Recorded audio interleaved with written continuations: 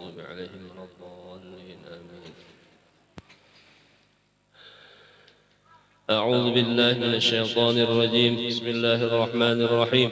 أحمد من اصطفى من عباده من شاء بالولاية وخصصه بحمل أسراره وجذبه منه إليه بسابق العناية، وأشكره أن من علينا بالإيمان بما جاءت به الأنبياء والأولياء من أسراره الربانية، ووفقنا لمتابعة سنتهم البهية السنية. وأصلي وأسلم على من سجد له الملك وهو في ظهر أبيه السور، وعلى آله وصحبه وتابعيهم بالسبيل النور.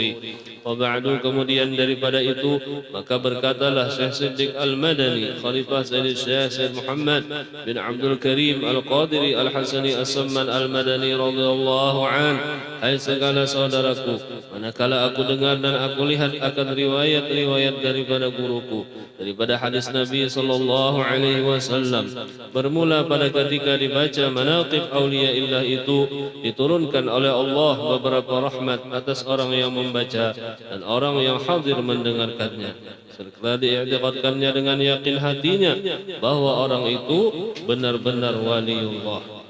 Dan aku lihat pula beberapa murid yang dahulu itu mengarangi akan manaqib gurunya, serta dibacanya pada tiap-tiap tahun sekali, yaitu pada hari ketika wafatnya, serta membaca Quran, tahlil dan bersedekah mana sekuasanya, tetapi hendaklah bersama-sama dengan orang banyak.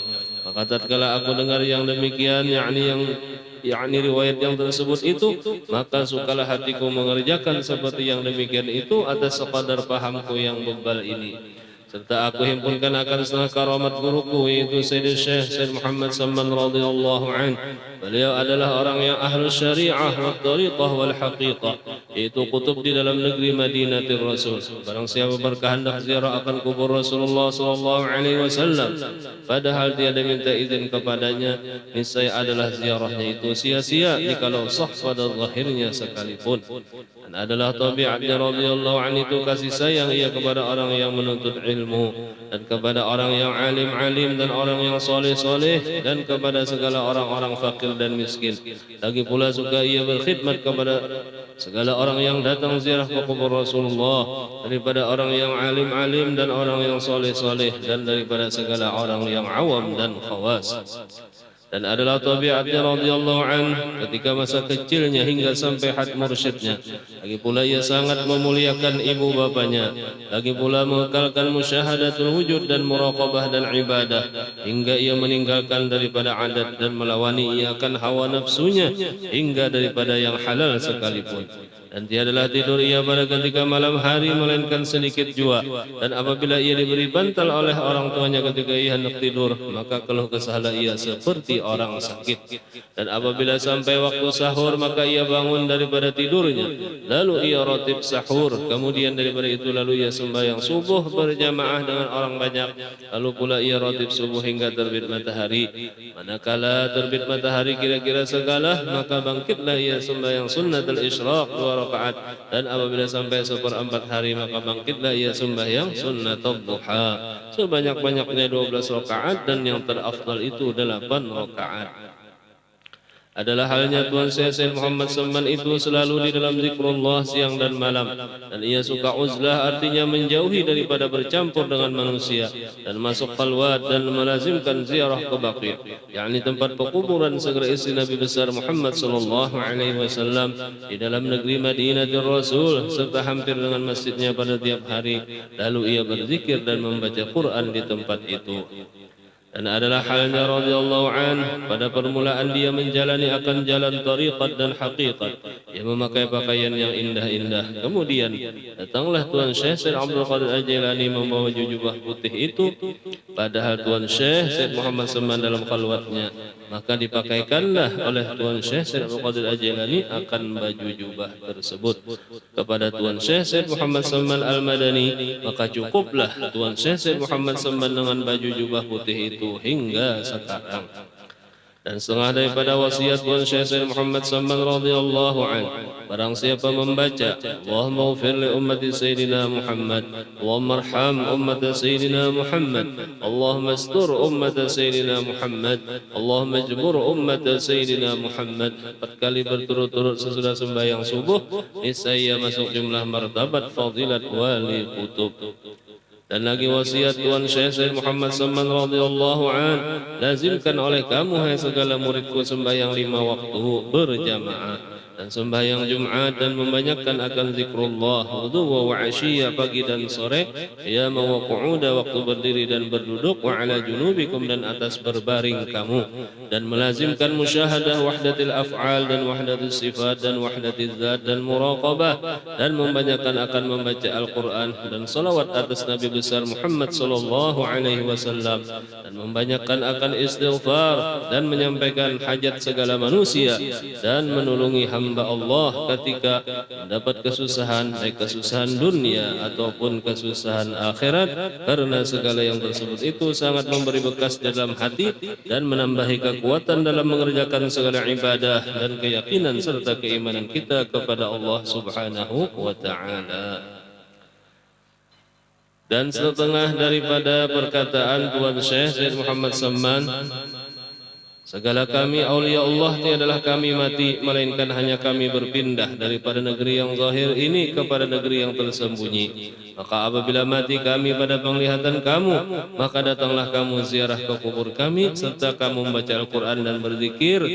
Maka ketika itu kami dengar dan kami lihat, dan duduklah kami beserta kamu dengan membaca Al-Quran dan berzikir. Seperti sabda Nabi sallallahu alaihi wasallam, innama khuliqtum lil abadi wa innama tunqaluna min darin ila darin fa yahabbadhan naqlat wan na'imus sarmad. Artinya, hai segala Nabi Allah dan aulia Allah, hanya saja kamu dijadikan kekal, dan bahwasanya kamu dipindahkan dari satu negeri kepada negeri yang lain, maka itulah sebaik-baik perpindahan dan sebaik-baik kesenangan yang kekal. Dan setengah daripada karamat Tuan Syekh Sayyid Muhammad Salman adalah yang dikhabarkan oleh Muhammad Salih Al-Syi'ab Al-Madani. Ketika aku di Makkah Al-Musharrafah, perempuanku hendak beranak dengan sangat susahnya, dan hatiku sangat takut. Kemudian setelah habis ikhtiarku, aku baca Fatihah, aku hadiahkan kepada Tuan Syekh Sayyid Muhammad Salman. Kemudian aku baca tawassulatnya hingga sampai kepada waj'alna min kulli dhaiqin faraja wa kulli hammin wa bala'in makhraja. Setelah aku hendak membaca sambungannya, tiba-tiba aku lihat Tuan Syekh Sayyid Muhammad Salman hadir di hadapanku dan berkata kepadaku, ulangi olehmu beberapa kali. Maka aku ulang-ulangilah bacaan itu, dan beranaklah perempuanku dengan mudah berkat karamat Tuan Syekh Sayyid Muhammad Salman. Dan setengah daripada karamat Tuan Syekh Sayyid Muhammad Salman yang didapat oleh Syekhuna wa Ustazuna wasilatuna ila Allah Ta'ala Al-Arif Billah Wal Haji Muhammad Aqib bin Haji Hasanuddin dalam negeri Palembang adalah fakir menanggung utang 1060 ringgit banyaknya, dan tidak ada satu jalan pun untuk melepaskan daripada utang fakir itu. Fakir menanggung itu selama lebih dari 3 tahun. Karena itu fakir tidak ada pikiran lain siang dan malam selain memikirkan utangnya itu sampai mengeluarkan air mata, hingga pada suatu hari fakir menangis dan berkata, jikalau Tuan Syekh Sayyid Muhammad Salman itu benar-benar kutub yang mempunyai karamat yang besar, niscaya Allah melepaskan aku daripada utangku ini. Maka setelah itu belum sampai setahun dari perkataanku itu, sudah dilepaskan oleh Allah Subhanahu wa ta'ala daripada utangku itu berkat karamat Tuan Syekh Sayyid Muhammad Salman. Dan lagi setengah daripada karamat Tuan Syekh Sayyid Muhammad Salman itu, jikalau ada hajat kita, hajat dunia ataupun hajat akhirat mendapat kesukaran, maka tawajjuh hati kita kepada Allah Subhanahu wa ta'ala serta kita baca tawassulnya, maka dengan berkat karamat Tuan Syekh Sayyid Muhammad Salman jadi mudahlah serta segera qabulnya mujarrab. Adapun syarat kita hendak mendapatkan suatu karamat daripada aulia illah itu 2 syaratnya. Pertama, hati kita harus yakin bahwasanya orang itu adalah waliullah, sekali-kali tiada syak ataupun ragu padanya.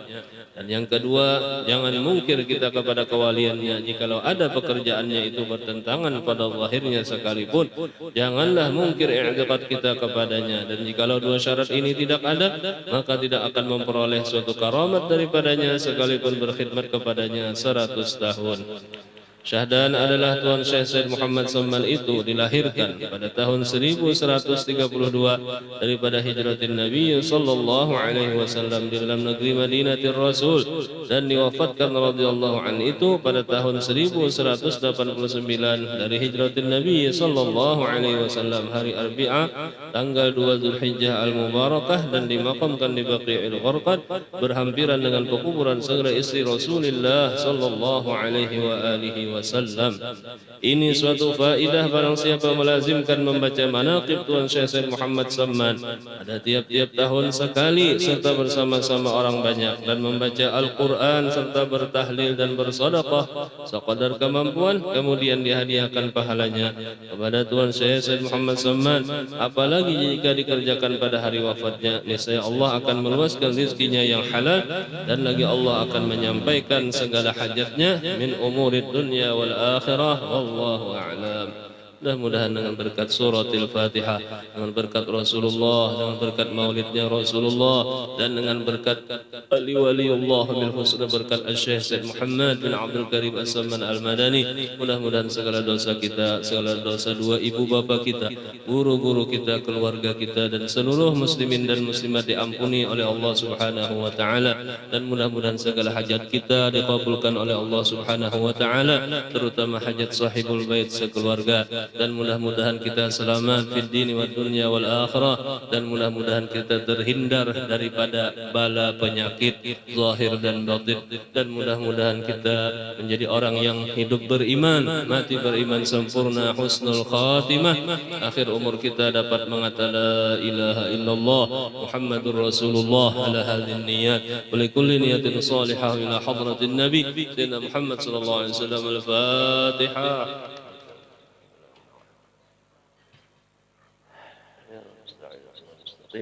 صراط الذين أنعمت عليهم غير المغضوب عليهم ولا الضالين آمين. آمين يا الله. بسم الله الرحمن الرحيم. الحمد لله رب العالمين. اللهم صل وسلم وبارك على سيدنا محمد وعلى آله وصحبه أجمعين.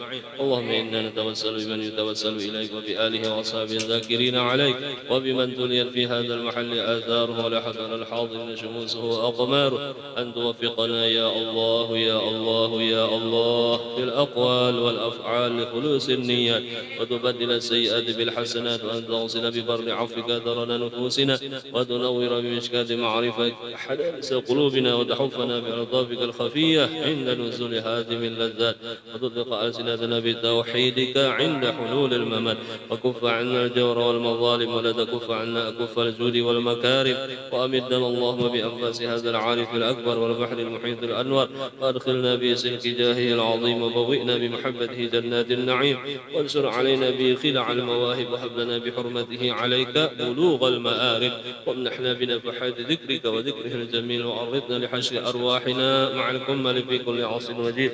واغفر اللهم لمن أسس هذا المكان السعيد، ووالديه وأهله والتابعين له من كل صالح مجيد، وجازهم بالإحسان إنسانا وبسيئات غفرانا. وصل اللهم على خير الأنام وآله وصحبه البررة الكرام، ما أصغت أذن لسماع ذكركم الأعلام، وفاز بركوب زوال الفضل في الميدان بحسن الختام.